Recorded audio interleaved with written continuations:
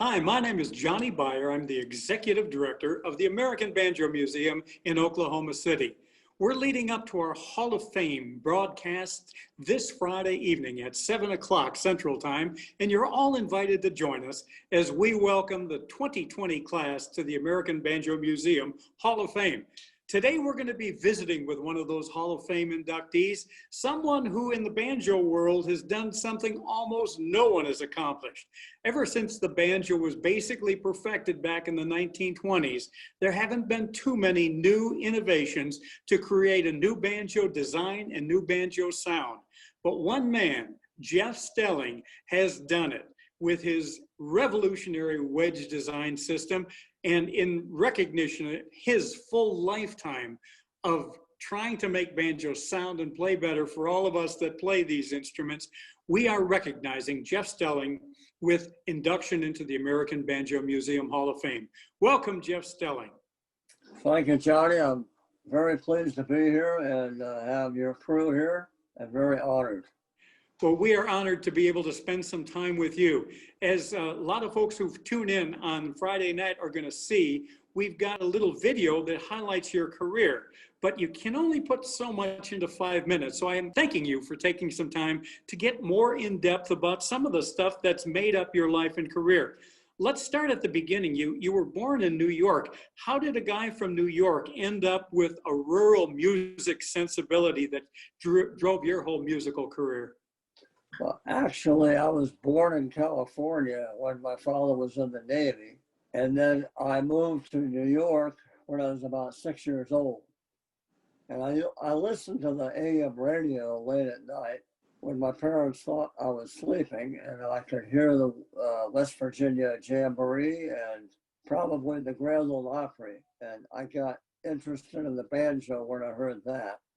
And years later, I got a hold of a banjo and started playing it. And eventually I wanted to make one, so that's what happened. You went through kind of a roundabout way of getting a banjo. You went through several different instruments before you settled in on a typical 5-string bluegrass banjo. Tell us about that little journey that you made. Well, I started out playing the trumpet in 5th grade, and I still do have a bunch of trumpets, and I do play them once in a while. And then I got into folk music, and I learned how to play the string bass. I heard Flatt & Scruggs, and I wanted to play the banjo after that. And the first banjo I ever got was a tenor. It was a 1930 Vega that my high school girlfriend's father had. And he allowed me to take it to my first year at University of Virginia. And I learned how to play a few songs on it. But when I heard that 4-string banjo against the sounds I heard on the 5-string, I realized there was quite a difference. Although I liked the tenor banjo, I just wanted to play that 5-string and sound like Earl Scruggs. And eventually I found out there are different banjos, and I heard some nice banjo players when I went to UVA because they were around. Paul Kraft was one of them. And I had a band, I was playing bass, and I had Paul Kraft play banjo in it. And I really got hooked on it after that. So that's about how it evolved. It was a roundabout way, like you said. Were you involved with the banjo at the time when the folk music revival, especially over in the Village and down at Washington Square, was going on in New York City at all? Yeah. Have you ever heard of Gertie's Folk City? I played there. I played in a band that we had at the University of Virginia called the Brute Force Folk Ensemble. We had played at Virginia Beach. I was playing the bass, and I was just beginning to play the banjo. And we all went into Gertie's Folk City one Monday night and played for one set. I was not very comfortable on the banjo, especially because the new Lost City Ramblers were playing there too. And that was a whole other realm of banjo playing. But I did play the bass with the rest of the band, and That was kind of an eye opener for everybody that we can actually make a living doing that. Yeah, it was a great time for folk music. Let's move ahead a little bit. At what point in time did you get in the Navy? How did your service come about? When I was a student at the University of Virginia, I enlisted in the Navy Reserve in October of 1962. I had an obligation to serve 2 years of active duty and a total of 6 years of reserve service. Well, because of my time at UVA, I took a little sabbatical around 1963, and Navy said, "You owe us some time."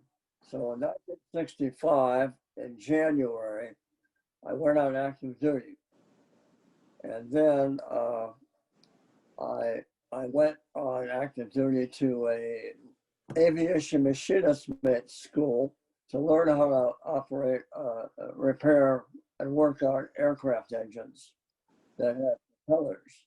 And that's what led me to the design of the banjo, is because of the way a propeller was attached to the propeller shaft on the aircraft engine. I saw the whole thing as a banjo, and my tone ring and rim design were very much like the same way a propeller shaft is attached to a propeller. And it's a wedge fit. Did you have any engineering aptitude or background before you went in the service?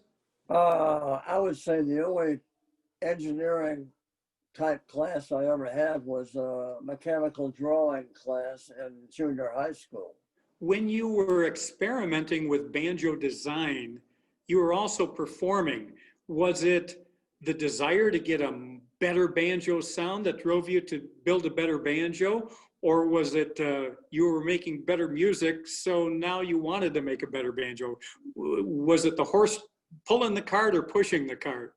It was a little bit of both. I didn't have a really good banjo when I first started playing in a bluegrass band.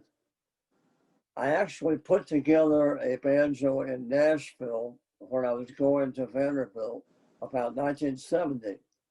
I made the rim for it, and I bought some parts that would have come off of Gibson, a resonator that might have come off of a Baldwin, and I had a neck made by Randy Wood at GTR Incorporated in Nashville. That was all in 1970.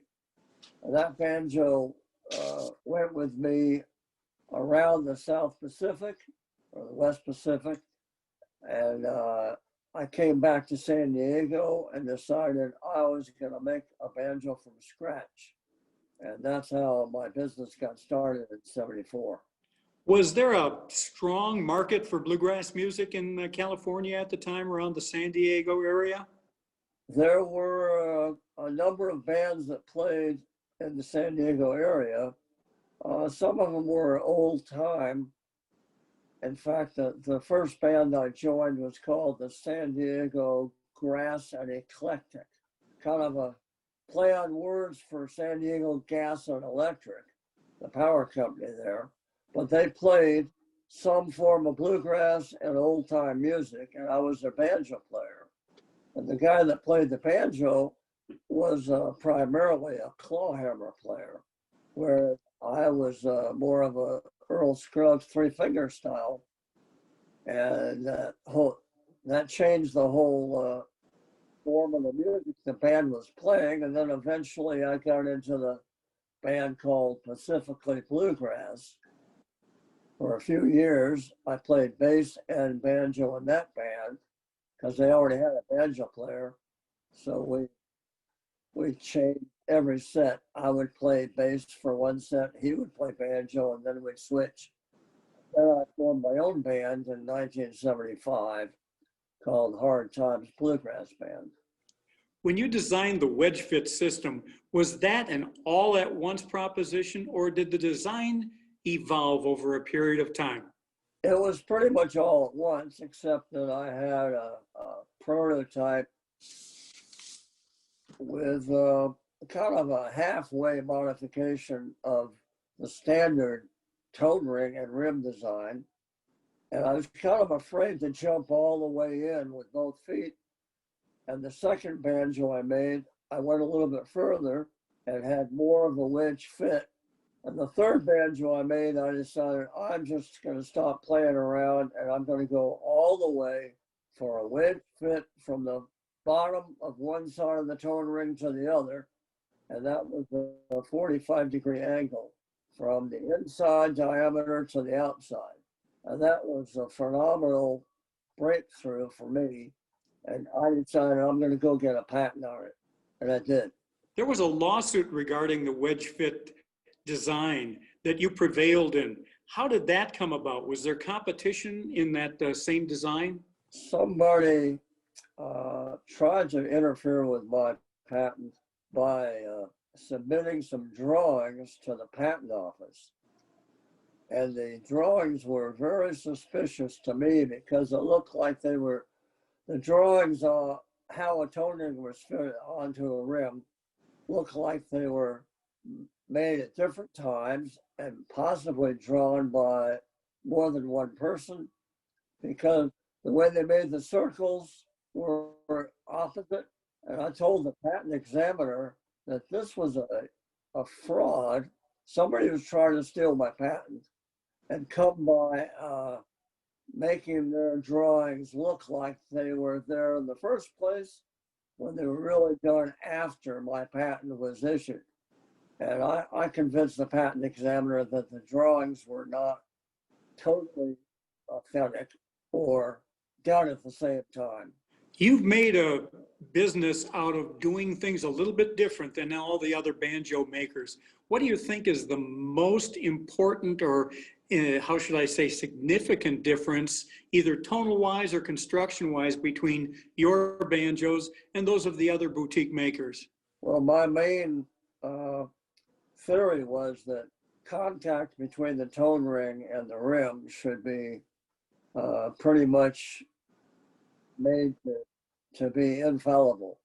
And when you take a Gibson master tone, it's made like a lipstick cover going over a tube of lipstick. It's fitting on the sides and on the top, and you can have a little play in between those diameters. But with a big fit, like on a propeller, it has to be perfectly fit to maintain that connection all the way from one side to the other, and never have any opportunity to get out of concentricity. And that's the whole preface. I mean, I just decided the tone ring and the rim have to be on the same page. You were in San Diego with the Stelling Banjo Works for how long? And what prompted the move to Virginia? I was married to a Navy officer who lived in Virginia, or her parents were here. She was stationed in San Diego, and she happened to be in one of my classes that I was teaching for the Navy. I was teaching computer programming. Really seems odd to me because I didn't know a thing about computer programming, but I was teaching it. And this Navy ensign was in my class. She had parents in Virginia. I was stationed there at Point Loma I was in the Navy there from 1971 until I left, got out of the Navy in 1975. So I stayed in my shop for 10 more years almost after I got out of the Navy. And she and I got married in 1974, right about the time I started my business. So in 1984, she said, I want to go back to Virginia. I said, well, okay, we'll go to Virginia and see if we can find a place I like. And I happened to come to Charlottesville because I went to UVA. And we looked around and found this farm. And after looking at two other properties, we decided to stay right here where we are now on the side of this mountain. There was a chicken farm in the 50s. It had an old barn, an old chicken house that had collapsed roof and a schoolhouse. This is where we are right now at the schoolhouse site. And I said, this will be perfect. Let's just go ahead and buy this and move our shop here.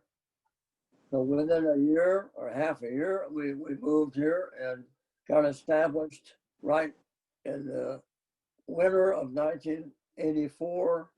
1985, we modified the schoolhouse into a shop, and I've been here ever since, 36 years or so. If you hadn't become a banjo builder, what do you think you would have done with your life? I might have wanted to be a pilot. I was an aircraft mechanic, and I flew as a flight mechanic in the Navy. And I think I could have flown a plane. I always wanted to maybe have like an old biplane or something to fly, but I never got around to doing it. As you look back on your life and a banjo builder's life and career, do you have any really particularly proud moments or accomplishments? Well, I got to play with Don Reno in Evington, Virginia on stage. He played one of my banjos, and my whole band flew back from San Diego to play at his festival in 1978. And then, of course, the IBMA was important to me when I was showing my banjos there every year since 1985. And they finally gave me a Distinguished Service Award, no, a Distinguished Achievement Award in 2011, after being a member of their organization since 1985.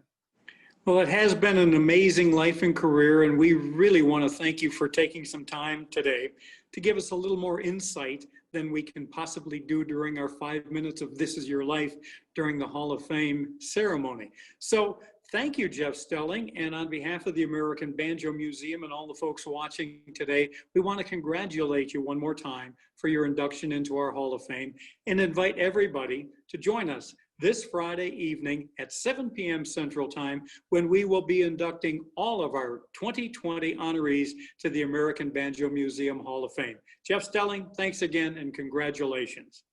Thank you, Johnny, and thanks to the whole crew you have for coming out here. I really appreciate the effort that you all put into this. It means a lot to me.